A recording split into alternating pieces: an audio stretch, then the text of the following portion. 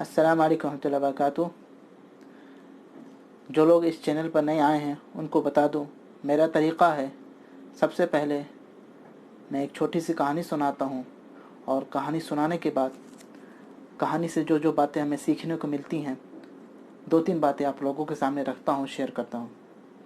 आज आप लोगों के लिए एक बहुत प्यारी सी छोटी सी कहानी लेकर आया हूं। ये कहानी सही बुखारी में मौजूद है।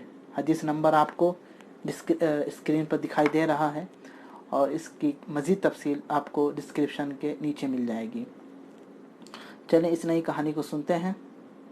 इस कहानी के रावी हैं हज़रत अबू हुरैरा रज़ियल्लाहु ताला अन्हु। कहते हैं, एक मरतबा नबी सल्लल्लाहु अलैहि वसल्लम हमारे दरमियान तशरीफ़ फरमा थे, हमारे दरमियान बैठे हुए थे, लोगों से गुफ्तगू फरमा रहे थे।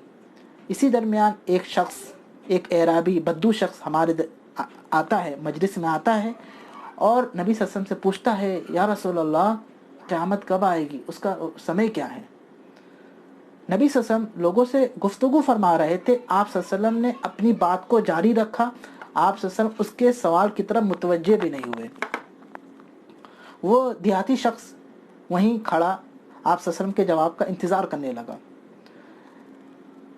इसी तरह जो लोग आप आस पास बैठे हुए थे, उन लोगों के दरमियान फुसफुसाहट शुरू हो गई, चहमगोइयाँ शुरू हो गईं। एक गिरोह कहता था, एक जमात कहती थी कि नबी सल्लल्लाहु अलैहि वसल्लम ने उसका जवाब इसलिए नहीं दिया क्योंकि आपको उसका सवाल, उसकी बात करना पसंद नहीं आई। आपको उसकी बात, उसका सवाल करना पसंद नहीं आया, इसलिए आप सल्लल्लाहु अलैहि वसल्लम ने उसका जवाब नहीं दिया। और दूसरा गिरोह जो राय बना रहा था, जो सोच रहा था, उसने कहा कि नबी सल्लल्लाहु अलैहि वसल्लम ने इसका जवाब इसलिए नहीं दिया क्योंकि आप सल्लल्लाहु अलैहि वसल्लम ने इसका सवाल नहीं सुना। हो सकता है नबी सल्लल्लाहु अलैहि वसल्लम ने इसका सवाल नहीं सुना, इसलिए आपने उसका जवाब नहीं दिया। लोग अपनी अपनी राय बना रहे थे। रावी कहते हैं, अबू हुरैरा कहते हैं कि इसी दरमियान नबी सल्लल्लाहु अलैहि वसल्लम अपनी गुफ्तगू से फारिग हुए। लोगों से गुफ्तगू करके जब फारिग हुए तो नबी सल्लल्लाहु अलैहि वसल्लम ने फ़ौरन पूछा कि जो क़यामत के बारे में सवाल कर रहा था वो शख्स किधर है।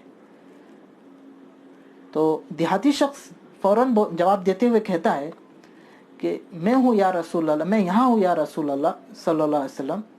तो नबी सल्लल्लाहु अलैहि वसल्लम ने फरमाया कि जब अमानतदारी लोगों के दरमियान से उठ जाएगी, जब ईमानदारी दुनिया से ख़त्म हो जाएगी, उस वक्त क़यामत के आने का, क़यामत के कायम होने का इंतज़ार करना।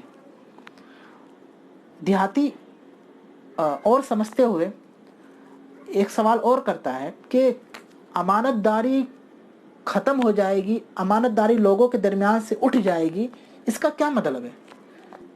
नबी सल्लल्लाहु अलैहि वसल्लम ने फरमाया, जब मुआमलात को नाअहल लोगों को दे दिया जाएगा, नाअहल लोगों को, जाहिलों को, नालायकों को मुल्क की भागदौड़ संभालने के लिए दे दी जाएगी।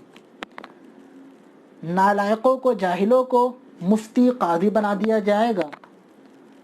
यानी सरासर उस वक्त अमानत की, ईमानदारी की खिलाफ वर्जी की जाएगी, अमानत को ज़ाय बर्बाद कर दिया जाएगा, क्योंकि क़ज़ा, क्योंकि फतवा, ये सब एक अमानत है। जब जाहिलों को, नाअहल को जब ये चीज़ दे दी जाएगी, गोया अमानत को ज़ाया कर दिया जाएगा। जब इस तरह सूरत हाल हो जाएगी तो समझ जाना कि क़यामत करीब है, अब क़यामत का इंतज़ार करो।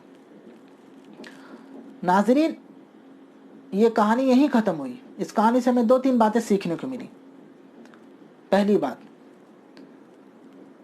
हर किसी को मजलिस के आदाब का पास व लिहाज रखना चाहिए, उसका ख्याल रखना चाहिए।